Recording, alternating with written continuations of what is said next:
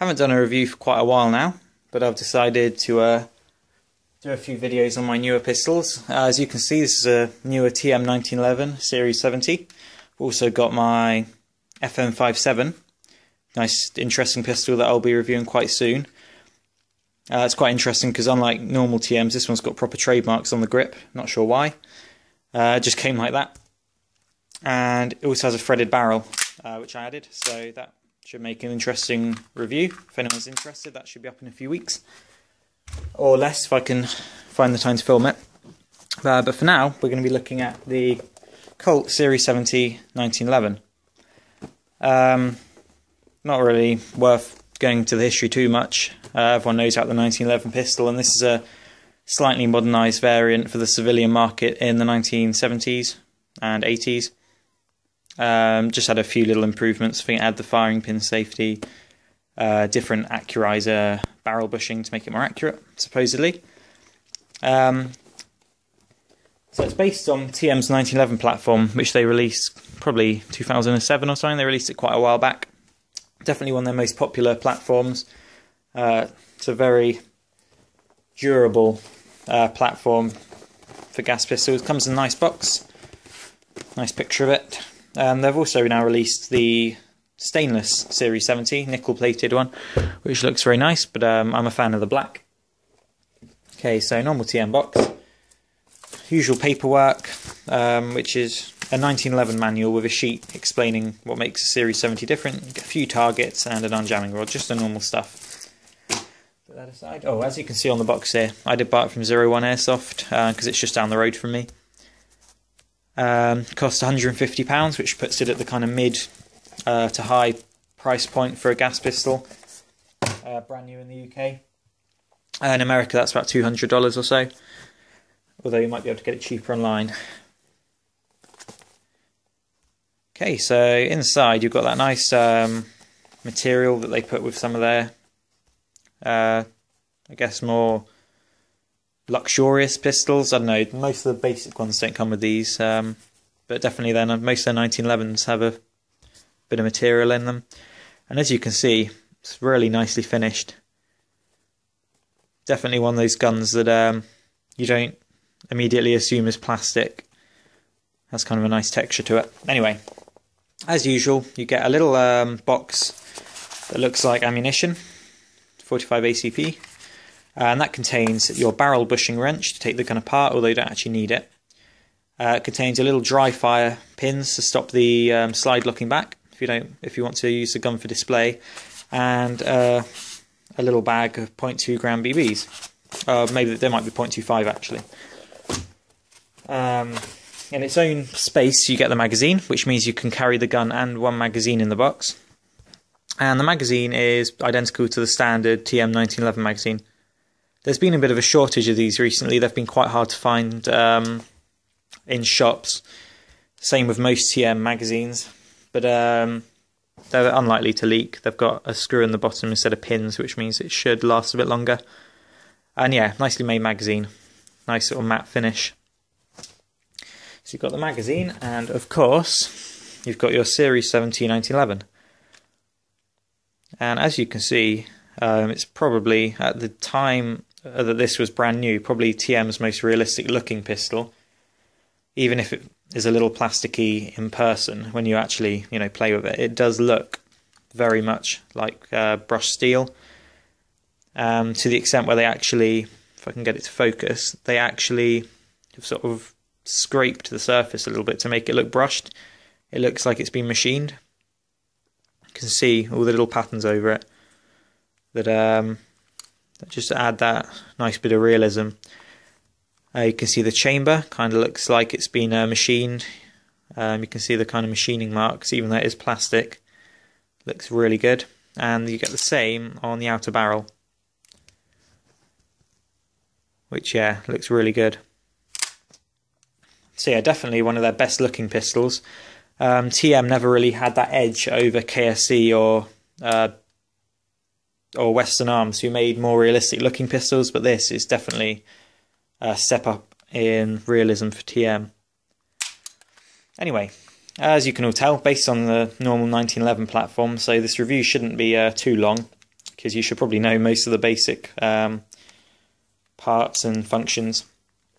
Okay, so if we start with the front, you've got the barrel bushing, like I said, is a slightly redesigned one that made the Series 70 unique.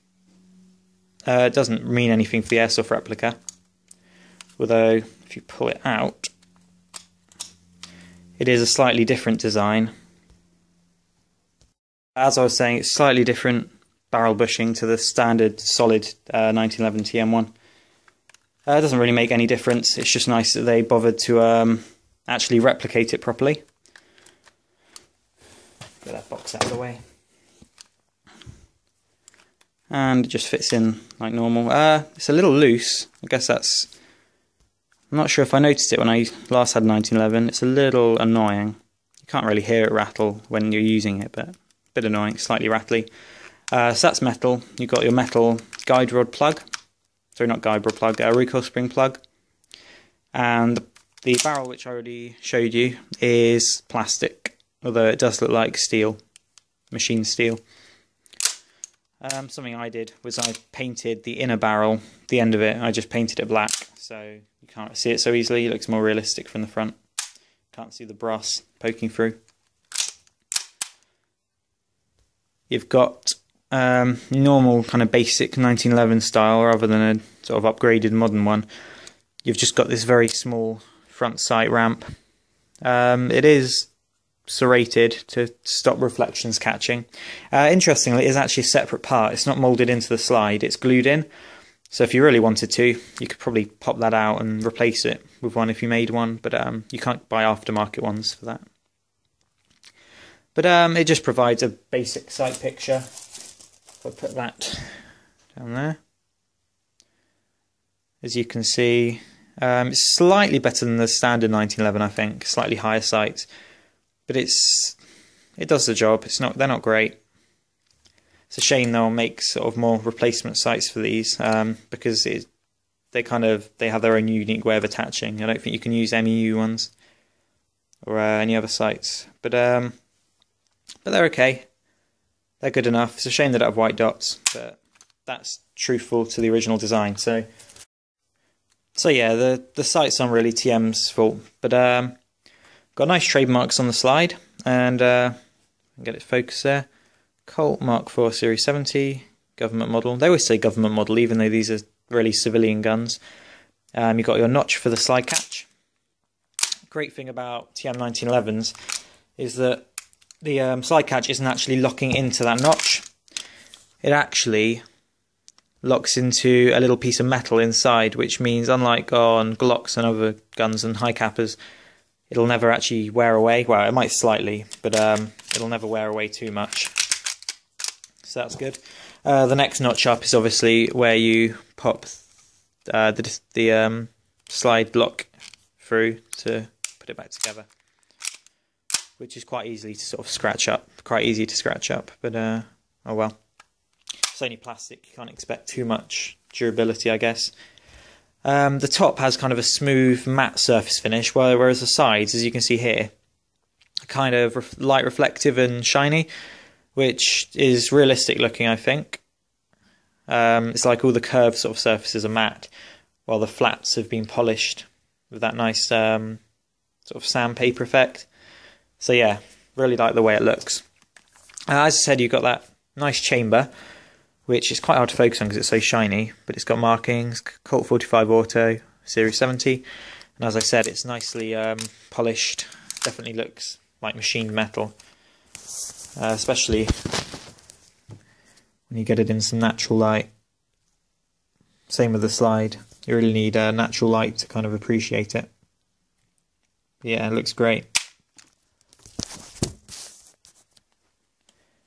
Okay, so carrying on down the pistol, you've got small fixed rear sight, same as a standard TM 1911. Which, yeah, it's not ideal. Same with the front, it's not perfect, but it does the job, works well enough. And it is metal, I believe. It's quite hard to tell actually, it might be plastic, because It's similar with these controls. They have a thick coating of paint, and they feel like plastic. Even though I'm pretty sure those are metal. I think the sight's plastic. You've got quite good cocking serrations. Obviously, cocking serrations aren't too important in airsoft anyway, because well, you don't really need them. You know, the recoil springs are so loose compared to a real gun. You can rack the slide without them. Got that notch there, as always with a 1911 for the safety to lock into. Trademarks on the other side are nice as well. Just makes the gun look very finished. Just slightly different fonts for everything. Just makes it look very real. Obviously, well, not obviously, but similar to a World War II kind of 1911 A1 original, it doesn't have a guide rod. It's just has a slight plug inside, and the spring sits loose. So no guide rod, which I think looks pretty cool. Some people do like that silver or black guide rod poking out. I like this. Also means you can cock it against a surface. Not you'd ever actually have to do it, but you can cock it by just pushing that section below the barrel. So you could kind of push it against a table or something. Not that you'd ever need to. The hammer's quite interesting on this gun, in that I don't actually like it all that much. It's different to most 1911s, high cappers and everything. And yeah, I'm not a fan of it really. The front, the top, and the inside are black. So the hammer was originally painted, powder coated black, anodized or whatever. And then, as per the real one, the sides are polished. This kind of caused a problem because every time it hits the inside of the gun, it kind of ends up going black and kind of tarnishes the finish a bit, so it ends up looking kind of dirty. And every now and then I just polish those up with sandpaper, but it's a bit annoying that it isn't just black or all silver. Kind of looks a bit wrong. I don't know why. Might end up replacing the hammer, even if it won't be original to the real gun anymore. So yeah, that's the slide pretty much done. The inside is just a standard TM arrangement. You know how to disassemble a 1911 probably. Most of you should. Yeah, it's just standard. No guide rod, just a plug with the the plug to stop it coming out.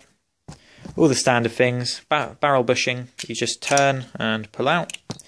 So slightly more complicated to disassemble than like a Glock or something. But there you can see the insides. It's a two-part barrel, black here, silver there. Which, like the hammer, is a little bit odd, but looks good enough. And yeah, it's normal TM plastic. Very durable, I should say. It's not the fastest cycling pistol on low-power gas, which is why I use Garda power-up gas, which is pretty much the most powerful airsoft gas you can buy other than CO2, which makes it kick really hard. And even with that very powerful gas, there's no wear inside. All this silver is from me polishing it, just trying to get it to cycle a bit quicker. I guess that is my only problem with the TM 1911 design, is that like if you take a TM Glock on even the most low power gas, duster gas 134A, it will cycle with a lot of speed and kick and whatever. This is just a little bit boring, to be honest, with low power gas. I think there's so much friction with these long slide rails, and it's quite a heavy slide and not a particularly strong recoil spring. Everything just feels a little slow and not particularly snappy, which is why I use Garda gas, which gives it a really good kick. And so far, no durability issues, so no worry there. Even if everyone says, don't use green gas in these guns, TM 1911s are very tough. I doubt you'll have any problems. I certainly have, and I've owned a number of these. Okay, so moving down, you've got metal controls, as usual. If you haven't used a 1911 before, you might be confused that the safety doesn't work when the hammer's not cocked. That's just how they work. It won't do anything unless that's half cock, still won't work. It has to be in full cock, and then you can carry it cocks and locks, which is condition 1, carry. When you've got round in the chamber, safety on, and you just need to pull it out, flick it down, you can go. Another way to carry it would obviously be half cock, and then you pull it out, cock it all the way. But again, it's airsoft, all that doesn't really matter. So metal controls with black paint, which doesn't make them feel very metallic, but as you can see they've started to worn very slightly, which adds to the look. I don't mind a little bit of wear on my guns. You've got that plunger housing there, which keeps these both in place. A lot of people talk about that power stroking whatever stuff. I don't know where that term's come from, it sounds stupid. I just call it an overhand rack. So you're empty, put a new magazine in, overhand rack to get it back. Some guns apparently don't, the slide lock won't release just by pulling the slide back. It should, because this little portion here has a little plunger in and a spring, and it should automatically release the slide lock. If it doesn't, it hasn't been designed very well, to be honest. So yeah, that works as it should. It means you don't have to use the slide lock to release the slide. You can just pull it back a bit further and it'll release. So no problems with the controls, they all work. It is a one-sided safety, not an ambidextrous one, although it's easy enough to pop that out, replace the pins and put an ambidextrous one in. Very easy. Standard magazine release button, not particularly large, only about maybe 2mm sticking out, so it's a pretty short button. Does the job. It's not particularly easy to reach. That's one thing out of 1911s. If you like everything being right in your reach, the safety is. The slide lock for most people isn't, and the magazine release isn't for me. I've got quite small hands, but might be a problem if you like to have everything at hand. I'm not too bothered. Slight shift in grip and I can do everything, so it's not a huge problem, especially since the design's 100 years old. It's got a very short metal hammer. Trigger with serrations. It has started to wear a little bit from me shooting it, but it's a very crisp trigger pull, as you'd expect with a 1911. Little bit of creep and then crisp let off. It's just a very nice trigger. You can get quite quick shots. Some people might find it a little too short. Maybe if you've got a long finger, it might feel a bit uncomfortable that it's so short, but you can always stick a high capper or other 1911 one in that fills up a bit more of the trigger guard. So it's not really a problem. So yeah, frame is the same plastic as the slide, with the nice markings on. You've got trademarks there. You've obviously got the unrealistic ones as usual. Tokyo Marui made in Japan, and you've got a little serial number, which isn't unique. Got the other side of the magazine catch there. It's not, you can't switch it to the other side like some modern guns. You've got to remember this is a classic design. And not too much to talk about with the frame, other than you've got an arched mainspring housing, black, which I don't find the arched ones particularly comfortable. That's just me. I think I'd prefer a straight checkered one. Oh well, it's faithful to the design, looks good enough, looks quite 70s. And then you got nice little beaver tail. Not much of a beaver tail, but just enough to sit in your hand nicely. These are very comfortable guns, nice and thin. That's one thing the 1911 always gets credited with, is being nice and slim and ergonomic. It's got a nice grip angle. I guess the other main thing to talk about with the grip is the excellent grips. These are probably the best wood effect grips I've seen, or at least have come out of the box on an airsoft gun. If you compare them to even Tanaka wood grips, these just so much better. Tanaka fake wood grips just look terrible. The worst ones out of the bunch are Marushin, or is it Maruzen? One or the other. I think it's Marushin. Make absolutely terrible wooden grips. It just looks like it's been painted on. It's terrible. These are nice. I've got the Colt medallions, the rampant Colt, the horse thingy. Nice grip screws.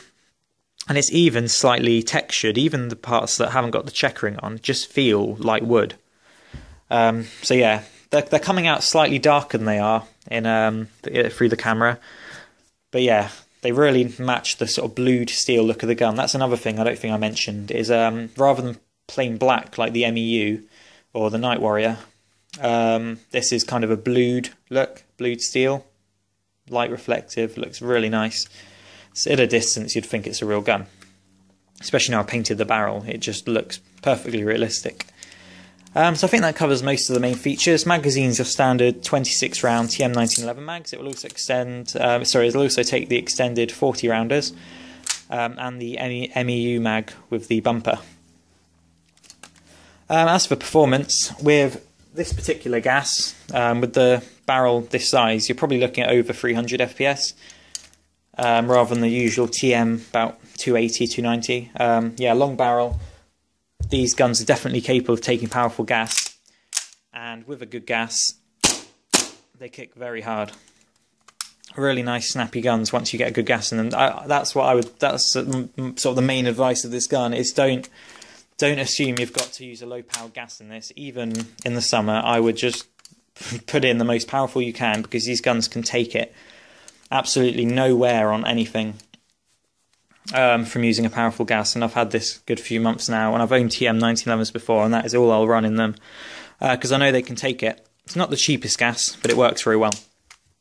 Accuracy and everything is of course great. It's a TM 1911. You don't really need to say much about them. They're probably one of the most sort of stable shooting platforms, in that the hop-up is great, set in the slide as normal. Once it's there, it shouldn't move. And as for performance, you can't really beat the TM pistol unless you tried really hard and spent a lot, but most out-of-the-box pistols aren't going to be as good as these. I guess the only issue, being a 1911 with a very thin magazine, if we compare it to my FN57 magazine, which is quite thin itself, if you compare, it's very thin, and that means it has limited gas capacity. You'll be lucky if you get out every single shot. If you load it all the way up with 27 shots, you might just about get to the end, and you'll be lucky if it locks back, just because they aren't the most efficient guns. There's nothing wrong with it. It's just that thin magazine, which is why you might want to invest in the 40-rounder extended magazines, just so you can get a few more rounds downrange before it gasses out. That's the main disadvantage of this system, really, TM 1911s, or any 1911. That's why other companies like KWA and WE ended up just limiting the magazine to 15 rounds, because they knew people would complain when they were gassing out after 20.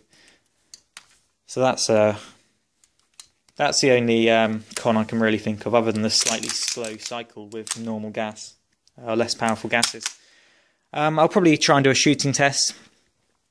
Not that you really need one, there are so many reviews out of these guns. But overall, definitely one of TM's best. TM have always, even as much as people love them, I've always felt they slightly lagged in finishing. Especially the old guns had seam lines, and they weren't quite up to the standard that KSC and Western Arms have always been producing. This definitely matches or exceeds the finish on KSC and Western Arms. There are no seam lines, no imperfections. It's a pretty perfectly made gun. Actually, I say no imperfections. The only imperfections I've found are actually on this slide stop. If we put it against a white background, you can see that top edge is slightly misformed. I'm not sure how to explain it, but yeah, it's sort of got a line of paint. Bit weird. That's the only problem. And obviously this is a kind of mass production item, and not everyone's going to be checked, so some things will eventually slip through, but for the most part, very well made gun, which I would not hesitate to recommend. If you don't mind slightly worse than average gas efficiency with these thin magazines, and you don't mind that you might have to pay for an expensive gas if you're really into fast cycling and hard kick, I don't see any reason not to recommend them. They're excellent guns. They can be found at decent prices for the quality that they are, and you really won't find any other pistols that are going to outperform a TM 1911 out of the box.